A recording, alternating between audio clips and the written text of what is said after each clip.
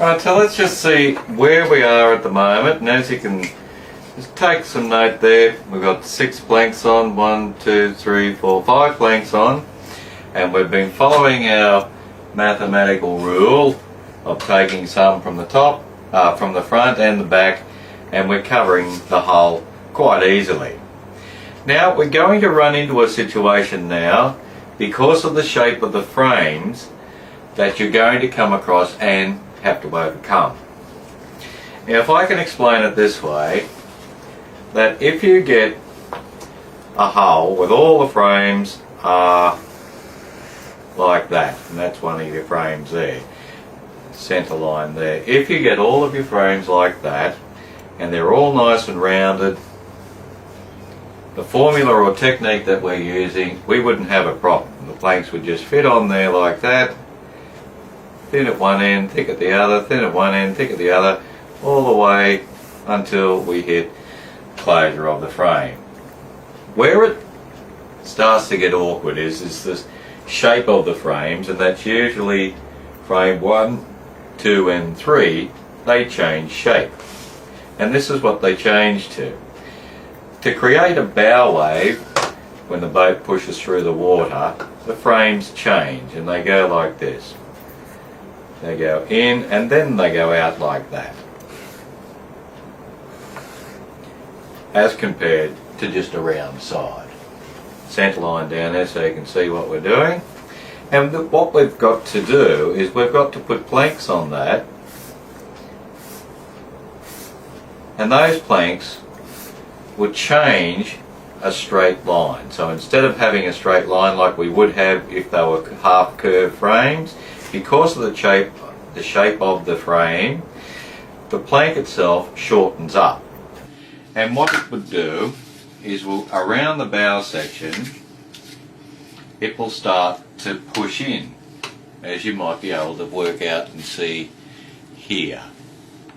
It's starting to push in because of the shape of these frames. So if I can just run a batten along there, you'll see that instead of a straight line, we've got a little bit of a gap there.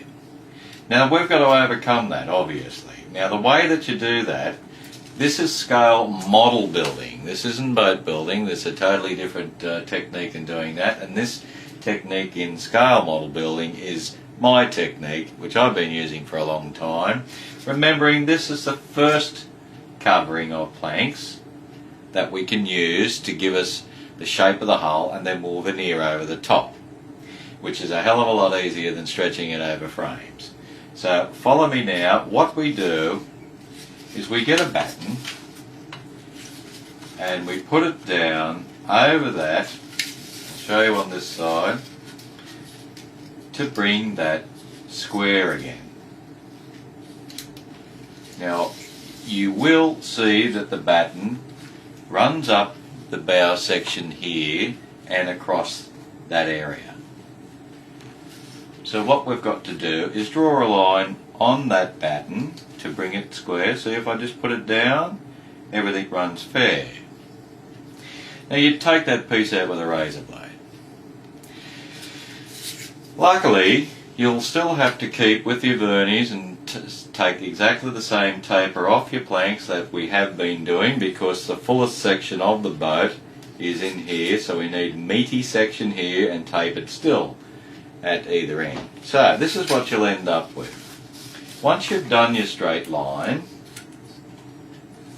cut it off with a razor, and you'll see that this forms a very small triangle, which was that gap that I just showed you. So I'm going to go ahead now and I'm going to prepare the other side yet again, and then I'll show you that. Then we'll continue on as normal. What I've done is, as you can see, I've put the batten on, and that batten is in a straight line.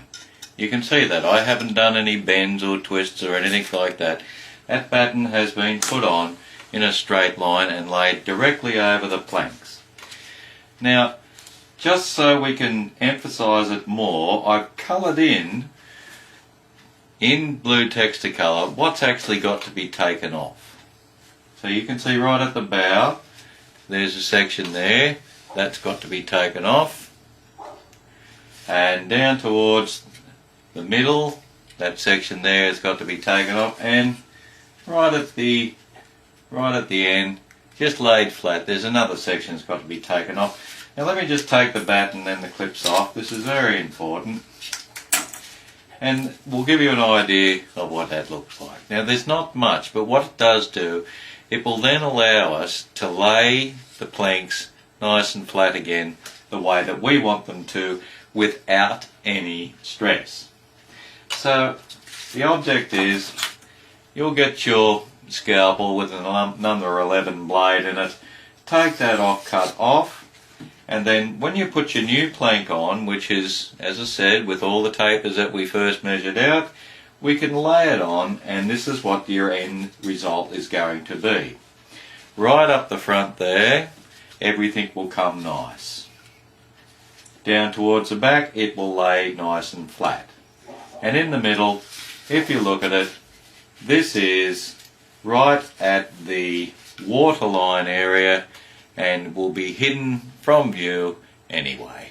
A lot of people do paint their holes white. I'm not a fan of that, but you won't see anything anyway.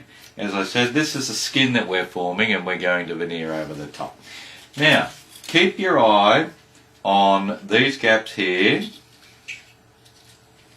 They're the gaps we're concentrating on as well, and there's still going to be a multiple of how many planks will fit in the largest gap compared to how many planks with steelers down the bottom will fit in this area here.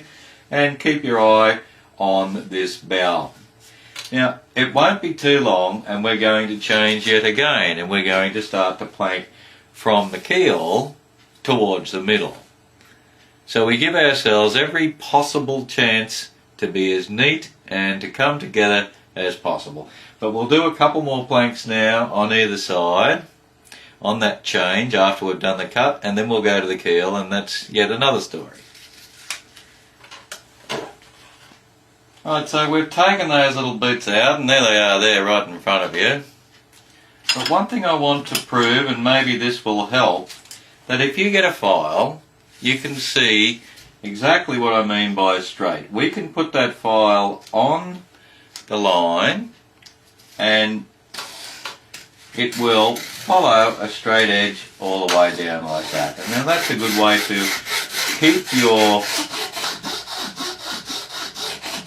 cut nice and straight as well. But that's what we're doing, we're straightening that all up. You see that? So there's not going to be any strain or any stress in the actual plank that we're going to put on next, because we're now back to a straight line. And as I say, that's what you'll do, and that's what we're after.